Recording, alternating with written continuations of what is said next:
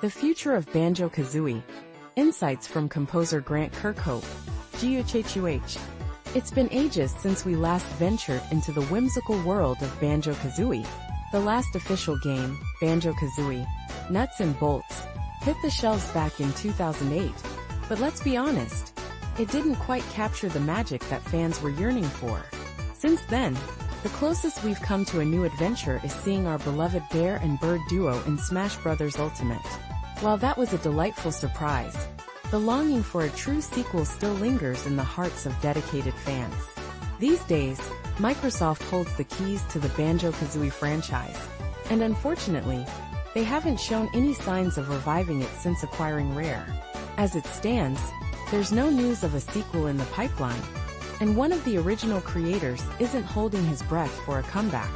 Grant Kirkhope, the talented composer behind the iconic music of the Banjo-Kazooie series, recently took to social media to express his rather bleak outlook on the franchise's future. Here's what he had to say. In a candid interview with Eurogamer, Kirkhope elaborated on his thoughts, stating, "I just think it's unlikely. I don't know many people left at Rare, and while I do know a few, it seems like Rare doesn't have the desire to dive back into it. Microsoft would likely take a back seat and expect Rare to handle everything, which is a significant hurdle. Plus, let's face it, money talks. If my Twitter following of over 100,000 is all the Banjo fanbase there is, that's not enough to justify a new game. They need millions of players, and they have to attract a whole new generation of kids."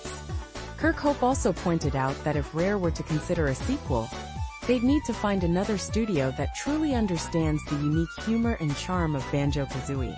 The humor is essential, and it has that distinct British flavor that can be tricky for non-Brits to capture. They'd need a passionate team that gets it. I think they'd have to present Rare with a compelling idea about how to make it work again, what could be different, and how the story could evolve. Taking all of this into account, I think it's unlikely. Sure, Toys for Bob has expressed interest, and the director of Moon Studios believes there's still potential in the IP. They're both reputable studios, but whether Microsoft would give the green light is another story. And would they want me involved? Probably not. So while I'd say the chances are better than zero, they're not much better. Kirkhope didn't shy away from expressing his enthusiasm for returning to the franchise, saying, "I would jump back in a heartbeat.